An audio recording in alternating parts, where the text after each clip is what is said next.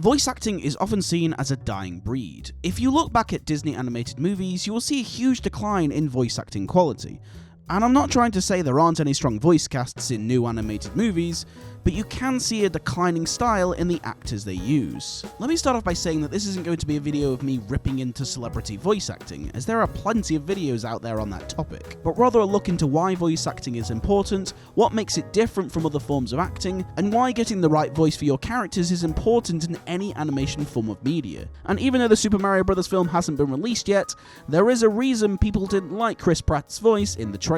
Hi there, it's me, the Average Critic. Make sure to hit the subscribe button for more videos on all things animated, and let's talk about voice acting and why it's important. First, let's talk about what voice acting is. Well, the clue's in the title. It's acting with your voice. Who knew, right? But whereas regular actors can use their body to help with performance, voice acting is, well, all in the voice.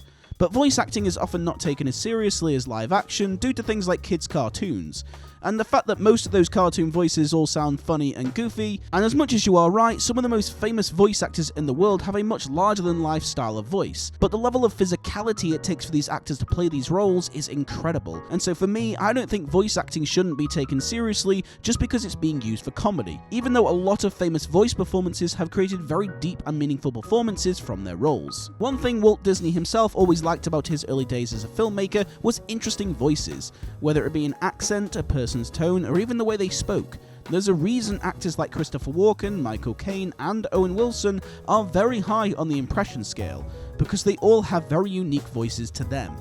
I don't know why you would say such a thing in front of everyone as well. Having an interesting voice naturally gives you an advantage in the voice acting department, as it gives the character a sense of personality without actually doing anything. As much as it's a bad example, a character like Mater from the Cars franchise, without even saying anything of context, the southern drawl of his voice instantly gives you a feeling of humour and innocent stupidity.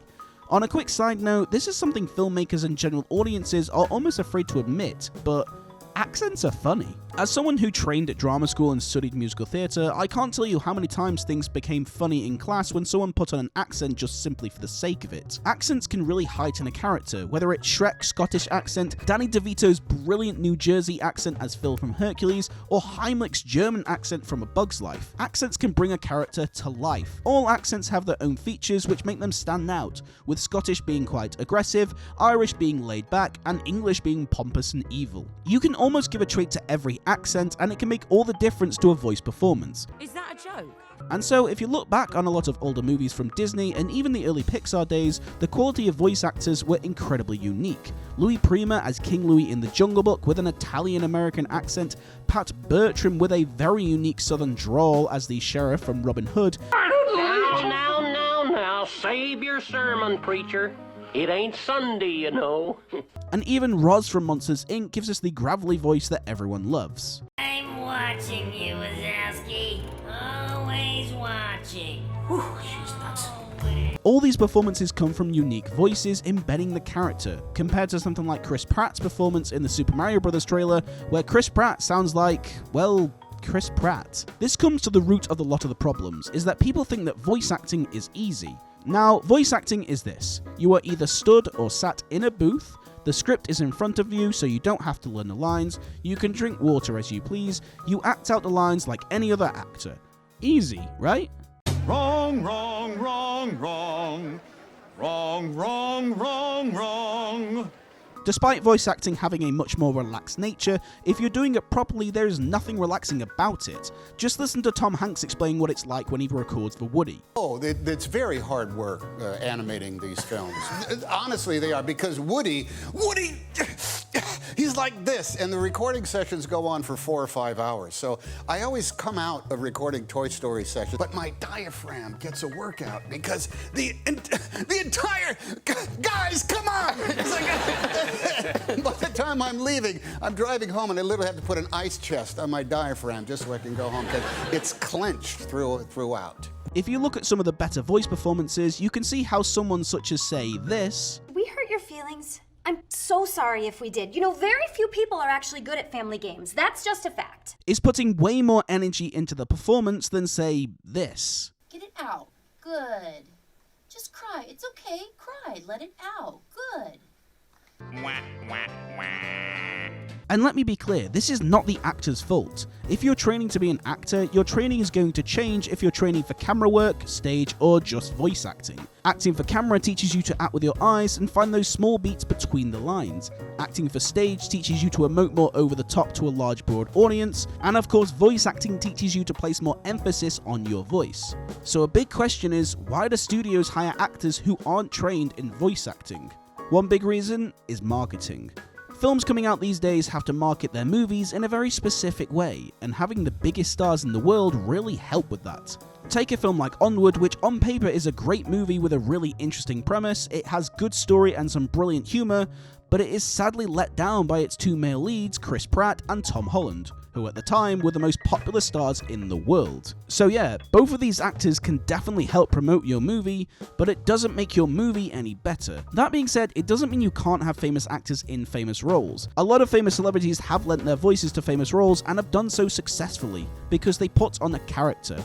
Actors like Tom Hanks, Jamie Foxx, and even Johnny Depp to name a few. So really, it's not always the studio's fault, as we as an audience can sometimes enjoy celebrity voice acting. So if you can find an actor who can do voice acting and help promote your movie, then generally it is a win-win. On the opposite side of things, when it comes to something like cartoon characters on television, studios will often get one voice actor to play multiple roles.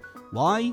Well, not only are they really good at it, but also you can save a lot of money. Paying one actor for multiple roles is definitely going to cost you a lot less than paying for 7. But going back to marketing, like when having press tours and interviews, if you have multiple actors, you have a much more varied style of interview of having several actors all talk about their specific roles. Whereas if you only have one actor for the whole cast, say for something like Star Wars The Bad Batch, your interview seems rather dull.